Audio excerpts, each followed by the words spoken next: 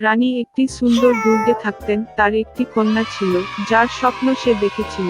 সন্তানের কালো চুল এবং সাদা ত্বক ছিল, অতএব তারা তাকে ডাকলেন স্নো হোয়াইট। এর পরেই রানী মারা গেলেন। রাজা দীর্ঘদিন শোক করলেন না। 1 বছর পরে তিনি নতুন রানীকে প্রাসাদে নিয়ে এসেছিলেন। তিনি সুন্দরী ছিলেন, তবে রাগ করেছিলেন। মহিলাটি তার সাথে একটি জাদু আয়না নিয়ে এসেছিল। প্রতিদিন তিনি তার প্রতিচ্ছবিটিকে প্রশংসা করেছিলেন এবং তাকে একটি প্রশ্ন জিজ্ঞাসা করেছিলেন, বিশ্বের সবচেয়ে সুন্দরীকে? আয়না সর্বদা কেবল সত্য বলেছে, অতএব এটি সততার সাথে রানীর সৌন্দর্যের প্রশংসা করেছে এবং মহিলা সুখের সাথে সজ্জিত হয়েছে।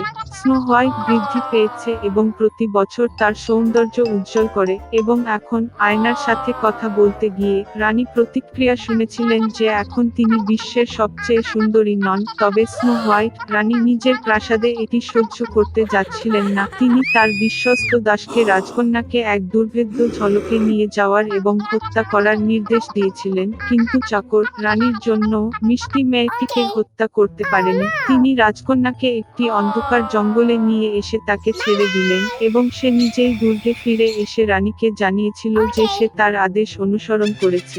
দীর্ঘদিন ধরে রাজকন্যা বনের মধ্যে ঘুরে বেড়াত পথে সমস্ত ধরনের বনবাসী তাকে সহায়তা করেছিল। স্নো হোয়াইট তাদের প্রতি অত্যন্ত সদয় ছিল এবং তাই তারা স্ট্রং বন্ধু হয়ে উঠল।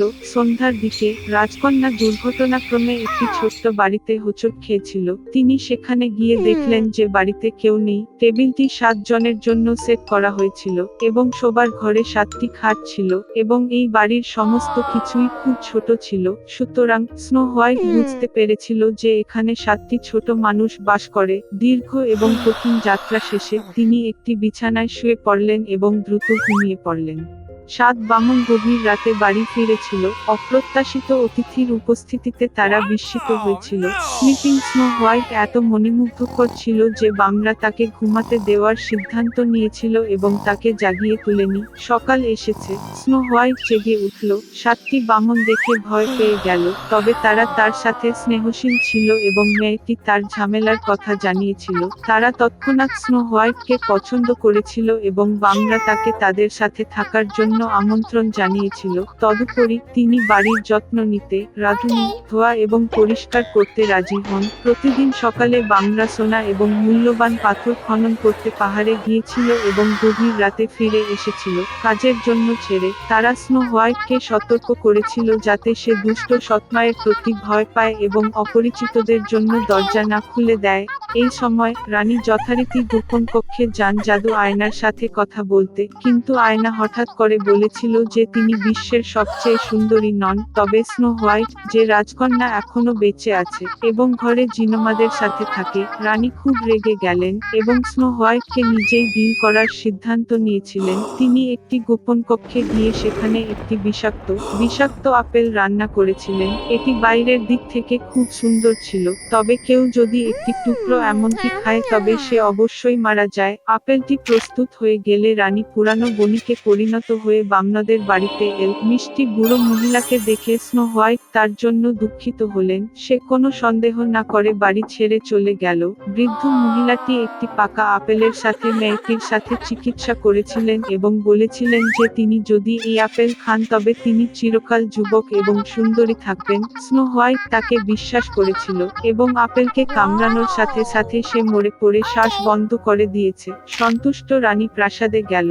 সন্ধ্যায় বামরা কাজ থেকে ফিরে এসে স্নো হোয়াইটকে মাটিতে পড়ে থাকতে দেখেছিল। সে নিঃশ্বাস ফেলছিল না। তারা এত জোরে কাঁদতে লাগলো যে তাদের কান্না শুনতে পেয়েছিল পাশের জঙ্গলে শিকার করা সুদর্শন রাজপুত্র। কি রকম চিৎকার উঠেছে যে সমস্ত প্রাণীকে ভয় পেয়েছিল তা তার কাছে আকর্ষণীয় হয়ে উঠল।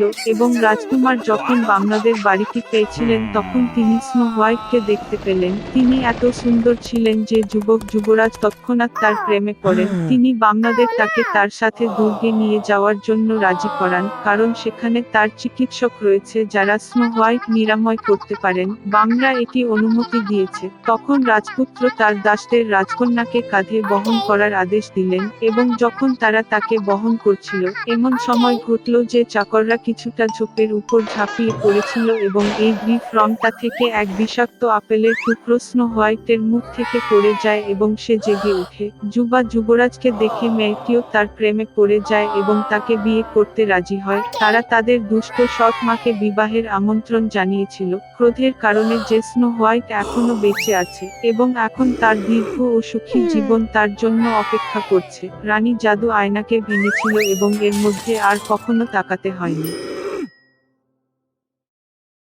আমার দাদা একটি শালগম রোপণ করেছিলেন এবং এটি বড় হয়েছে, খুব বড়। গ্রামে কখনো এই জাতীয় শালগম দেখা যায়নি, আর তাই আমার দাদা শালগম বেছে নিতে গেলেন। টান টান টান টান, কিন্তু টানতে পারে না। কি করতে হবে তা দাদা জানতেন না, এবং এইভাবে, তবে এটি কোনোভাবেই টানবে না। তারপরে দাদা ডানাকে টানতে টানতে ঠাকুরমার ডাক দিলেন। একজন বৃদ্ধ মহিলা এসে তার দাদাকে পিছন দিকে ধরল এবং তারা একসাথে টানপিকে টানতে শুরু করলো। ঠাকুমা দাদার জন্য আর দাদা শালগমের জন্য। তারা টান টান টান টান, তবে তারা কেবল এটি টানতে পারে না। এটি কেবল এক ধরনের ঝামেলা।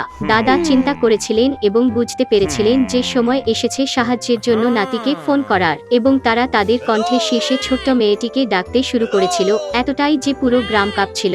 নাতনি দৌড়ে এসে দাদির স্কার্ট ধরেছিল এবং আবার তারা টানাপিটি টানতে শুরু করে। ঠাকুরমার জন্য নাতনি, দাদুর জন্য দাদি এবং শরতের জন্য দাদা। তারা টান টান টান টান, কিন্তু তারা টানতে পারে না। পুরানো লোকেরা হতাশ হয়ে পড়েছিল, কারণ এই জাতীয় শালগম অদৃশ্য হয়। তারপরে নাতনি তার কুকুরটিকে বাঘ হিসাবে ডাকার সিদ্ধান্ত নিয়েছে, যাতে কমপক্ষে সে শালগম টানতে সহায়তা করে। বাঘ ছুটে এলো, তার নাতিকে রুমাল দিয়ে ধরে, এবং তারা একসাথে টানটিকে টানতে শুরু করে। নাতির জন্য একটি বাঘ, ঠাকুরমার জন্য নাতনি, দাদুর জন্য দাদি এবং শালগমের জন্য দাদা গ্র্যান্ডিফাদার। তারা টান টান টান টান, কিন্তু তারা আবার টানতে পারে না। দাদা এবং দাদি আরো বেশি বিচলিত হয়েছিল, কারণ অপ্রচলিত শালগম অদৃশ্য হয়ে যাবে। হঠাৎ বাঘটি ছড়িয়ে দিয়ে পালিয়ে গেল। কুকুরটি একা নয়, একটি বিড়াল নিয়ে ফিরেছিল। তিনি লেজটি দিয়ে বিটলটি ধরেছিলেন এবং সমস্তটি একসাথে টানপিকে টানতে শুরু করেছিলেন। বাঘের জন্য একটি বিড়াল, নাতির জন্য একটি বাঘ, ঠাকুরমার জন্য একটি নাতনি, দাদুর জন্য দাদি এবং শালগমের জন্য দাদা। টানুন টানুন টানুন টানুন, কিন্তু প্রসারিত করবেন না।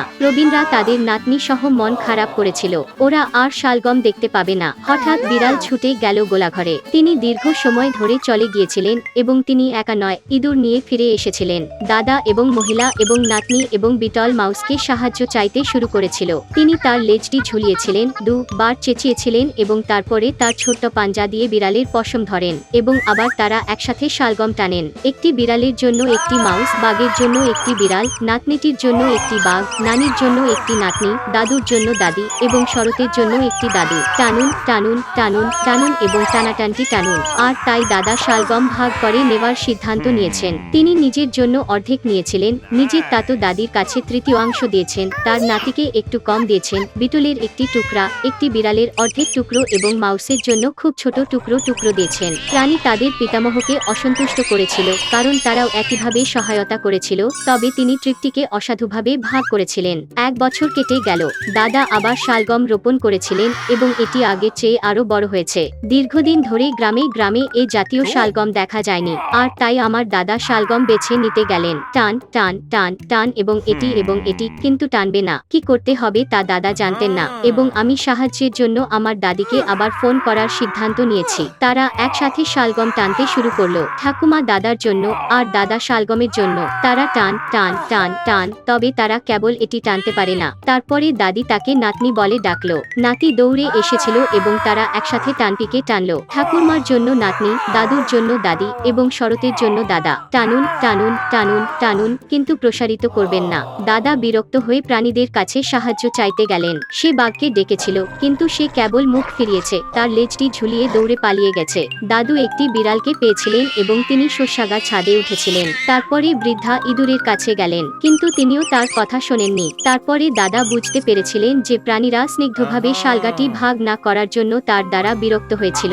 সর্বোপরি মাউস একটি বিড়াল বা বাঘ ছাড়া দাদা শালগম দেখতে পাবে না। বৃদ্ধ লোকটি ভাবল, তার চিন্তাভাবনা সংগ্রহ করে আবার প্রাণীদের কাছে গেল। তিনি বাঘের কাছে ক্ষমা চেয়েছিলেন, বিড়ালকে ক্ষমা চেয়েছিলেন এবং মাউসের জন্য সেরা টুকরা শালগমের প্রতিশ্রুতি দিয়েছিলেন। তারপরে প্রাণীরা তাদের দাদাকে সহায়তা করতে রাজি হয়েছিল এবং তারা একসাথে শালগম টান শুরু। একটি বিড়ালের জন্য একটি মাউস, বাঘের জন্য একটি বিড়াল, নাতনিটির জন্য একটি বাঘ, নানির জন্য একটি নাতনি, দাদুর জন্য দাদি এবং শরতের জন্য একটি দাদু। টানুন টানুন টানুন টানুন, এবং টানাটানটি টানুন। বাবা একটা শালগম বেক করলেন। দীর্ঘদিন ধরে এমন সুস্বাদু শালগম গ্রামে দেখা যায়নি এবং দাদা শালগমকে সমানভাবে ভাগ করেছিলেন, নিজের জন্য এক টুকরো, দাদি এবং নাতনি। আমরা একটি বিড়াল এবং এমনকি একটি মাউস সহ প্রতিটি বাঘের একটি টুকরো পেয়েছি। প্রত্যেকেই খুশি ছিল, সুতরাং তারা পরে সুখে শান্তিতে ও সম্প্রীতিতে বাস করত।